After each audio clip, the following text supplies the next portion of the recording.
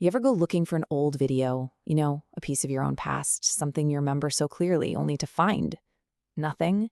A dead link? A blank screen? It's this strange, quiet feeling, right?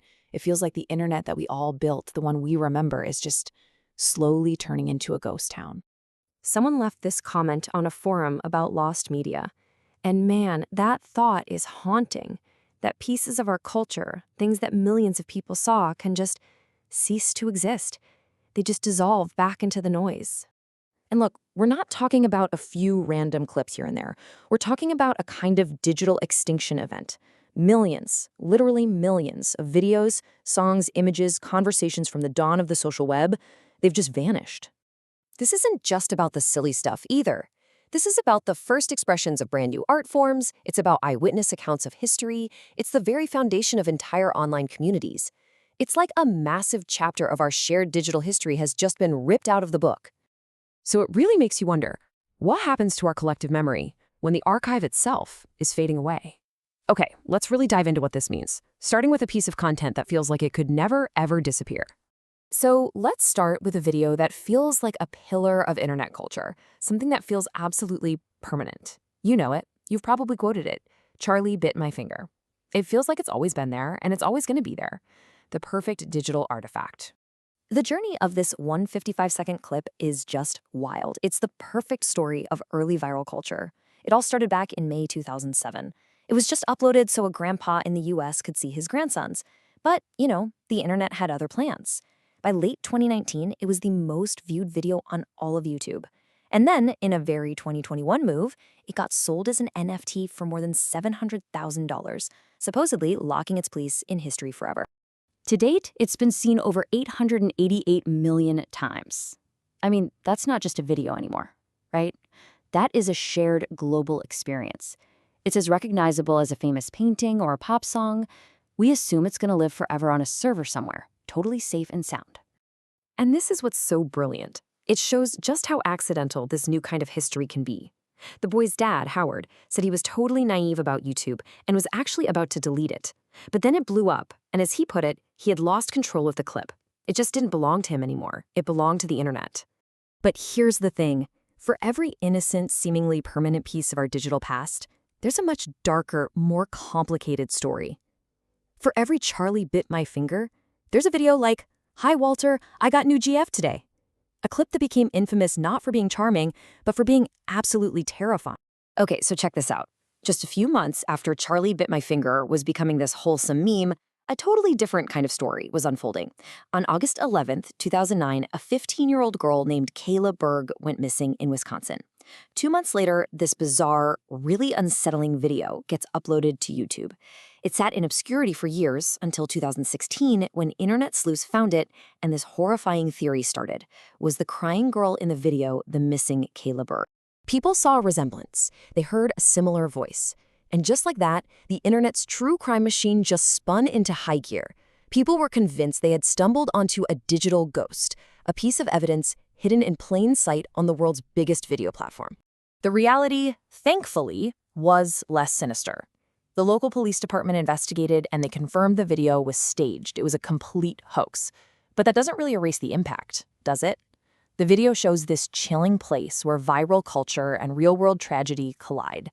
And for Kayla Berg's family, her case is still tragically unsolved. The digital ghost was a fake, but the real loss is all too permanent. So we have these two kinds of digital memories, right? The celebrated ones and the infamous ones. But what happens when they just disappear? Well, it's not usually some big mystery. There are actually very specific, very systemic reasons why our digital history is constantly being erased. You can almost think of them as the four main horsemen of the digital apocalypse. First up, you've got creator choice. Sometimes the people who made the thing just decide to delete it. Then there's corporate restructuring. A company gets bought and the new owner decides that storing all those old videos just isn't worth the money. Copyright claims are a constant battle. And finally, community guidelines. Platforms are always removing content for violating rules that are constantly changing. And trust me, this happens to even the most famous content. Unas Enes was a whole channel built on the idea that it would be deleted after 1 year. That was a massive act of creator choice. The legendary gaming network Machinima, its entire catalog was just wiped after a corporate sale. Even the original Rickroll video was briefly taken down because of a copyright claim. Nothing is immune. Now, these individual stories are pretty concerning, but they're still just stories. It's when you zoom out and you look at the actual data, that's when you begin to see the true, shocking scale of what we're calling the Great Forgetting. This is the part that, honestly, I found truly mind-blowing. Which brings us to the really critical question. How bad is the problem actually? How much of the internet that we share and link to and build our whole culture around is actually just disappearing? Well, a study published on Archive called Losing My Revolution analyzed stuff shared on social media, and they came up with this really startling figure. After just 1 year, 11% of it is gone, completely inaccessible. So let's break that down. This chart shows what happens to online content after just 1 year. Over on the right, you've got 69%. That's still on the live web. Okay, in the middle, another 20% might exist in an archive like the Wayback Machine if you get lucky, but that chunk on the left, that 11%, it's just lost. It's a black hole in our collective memory. And here's the most terrifying part. This isn't something that happened once. The researchers concluded that after that first year, we will continue to lose about 0.02% of the remaining web every single day. It's this slow, constant, and apparently unstoppable decay. So this isn't just about data points and percentages. It's really about a feeling, a growing awareness that the ground underneath our digital feet is not nearly as solid as we thought it was. It's about the emotional weight of living with all these digital ghosts. This user from the Lost Media subreddit, they just put it perfectly. It is mind-boggling.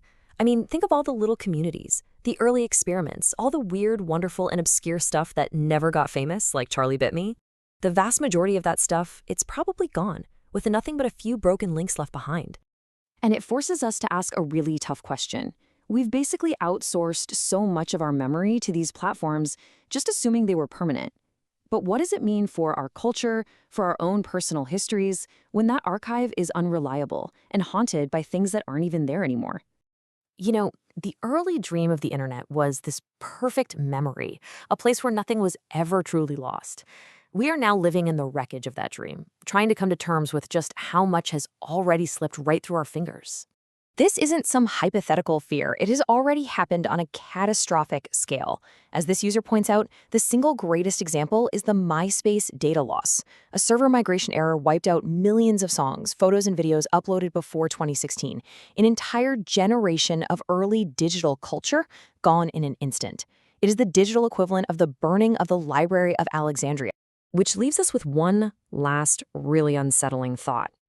If a cultural cornerstone like the Rickroll can be deleted, if a corporate giant can erase a decade of content overnight, and if the very code of a platform can wipe out millions of memories by mistake, is anything we put online truly safe? Or are we all just creating future ghosts? We built this explainer using information from all of these sources. And as we've seen, what's here today could very well be a dead link tomorrow. Thanks for tuning in.